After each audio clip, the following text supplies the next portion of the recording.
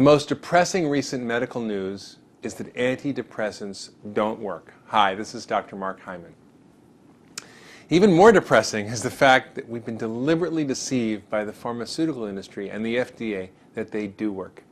And that's frightening to me as a medical practitioner because depression is among the most common problems seen in primary care and will soon be the second leading cause of disability in this country. A recent study in the New England Journal of Medicine discovered that drug companies selectively publish studies on antidepressants. They published nearly all the studies that showed benefit and almost none of the studies that show that they don't work, which warps our thinking and our view, leading us to think that antidepressants do work. And it has fueled the tremendous growth in psychiatric medications, which are now the second leading class of drugs sold after cholesterol-lowering drugs.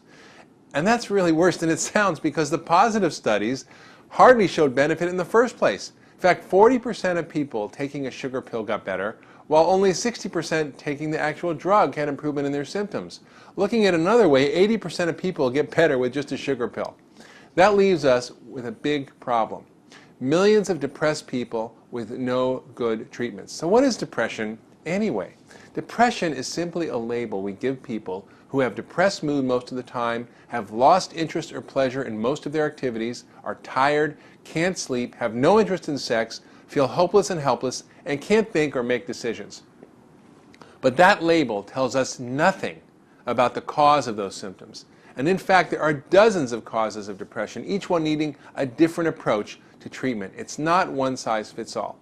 So how much of a problem is this anyway? Well, women have a 10 to 25% chance and men a 5 to 12% chance risk of major severe depression in their lifetime. 1 in 10 Americans takes an antidepressant, and the use of these drugs has tripled in the last decade, according to a report by the federal government.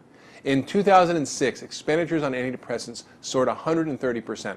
Now, unfortunately, as we know from this report in the New England Journal of Medicine, they don't work and have significant side effects. Most patients taking antidepressants either don't respond or only have partial response. In fact, this is crazy, but think about this. Success is considered a 50% improvement in half of your symptoms. So this minimal result is also achieved in less than half of the patients taking antidepressants. Wow. Fixing half the symptoms in half the people, half the time. Wow. A pretty dismal record made worse by the fact that 86% have one or more side effects, including sexual dysfunction, fatigue, insomnia, loss of mental abilities, nausea, weight gain. I mean, no wonder half of everyone that tries antidepressants quits after 4 months. First, I want to talk to you about the reasons doctors and patients have been deceived by the antidepressant hoax. And then I will tell you about the real causes for depression and how to fix them. Despite what we have been brainwashed to think, depression is not a Prozac deficiency. Drug companies are not forced to publish all the results of their studies. They only publish the results of those they want to. The team of researchers that reported their findings in the New England Journal took a critical look at all the studies done, both published and unpublished, and they dug up some serious dirt. The unpublished studies were not easy to find, right? They had to search the FDA databases, they had to call researchers, they had to hunt down hidden data under the Freedom of Information Act, right? It shouldn't be so hard to get the scientific truth, right?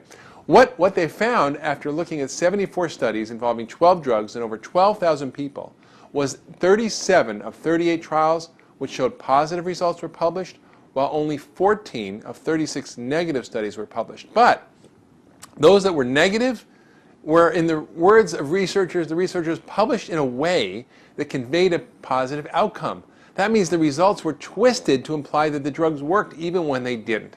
This whole episode is not limited to antidepressant drugs, but is an epidemic problem in scientific research, with some drug companies even paying or threatening scientists into not publishing negative studies on their drugs. This shoots an arrow right into the heart of the sacred cow of modern medicine called evidence-based medicine. But most of the time, we only have the evidence that the drug companies want us to have. And both doctors and patients are deceived, putting billions of dollars into drug companies' pockets before the truth is exposed, while leaving millions suffering and poor. The scientific trust has been broken. So what is a person to do? Unfortunately, there is no easy answer, but I do think functional medicine, on which my approach of ultra-wellness is based, provides a more intelligent way of understanding the research and treating patients. Rather than using drugs to suppress symptoms, we can find the true causes of the problem, including depression. I've seen this in so many of my patients that I've treated over the years. Just like I said about obesity, the same things that make us sick also make us fat. The same is true for depression. The same things that make us sick also make us depressed. So fix the causes of the sickness and the depression takes care of itself.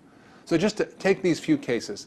A young 23-year-old who had been anxious and depressed most of her life spent her childhood and adolescence on various cocktails of antidepressants. Turns out she suffered from food allergies that made her depressed. Studies now show inflammation in the brains of depressed people. In fact, researchers are now studying powerful anti-inflammatory drugs used in autoimmune diseases such as Enbrel for the treatment of depression. Wow.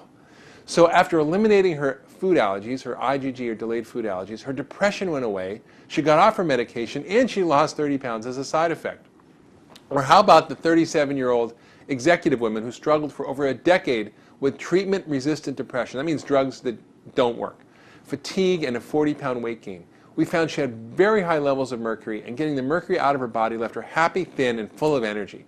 Or what about the 49-year-old man with severe lifelong depression who'd been on a cocktail of antidepressant and psychiatric medication for years and still lived under a dark cloud of depression every day without relief?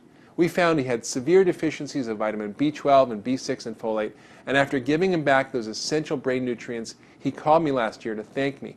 The last year, he said, was the first year he could remember he felt happy and free of depression. So these are just a few of the dozen things that can cause depression. These are the roots of depression and are found in the 7 keys to ultra wellness and the 7 fundamental underlying imbalances that trigger the body to malfunction.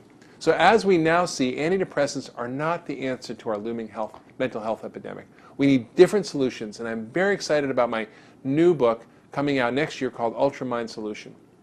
In the meantime, here are a few things that account for a lot of depression and can help millions. 1, try an anti-inflammatory elimination diet, getting rid of food allergens. 2, check for hypothyroidism. 3, treat vitamin D deficiency. 4, take omega-3 fats. 5, take adequate amounts of B12, folate, and B6. 6, get checked for mercury. 7, exercise vigorously 5 times a week for 30 minutes. This increases something called BDNF, which is a natural antidepressant in your brain. Now, these are just a few of the easiest and most effective things you can do to treat depression, but there are many more that you can address by simply working through the 7 keys to ultra wellness. Thank you for listening. This has been Dr. Mark Hyman.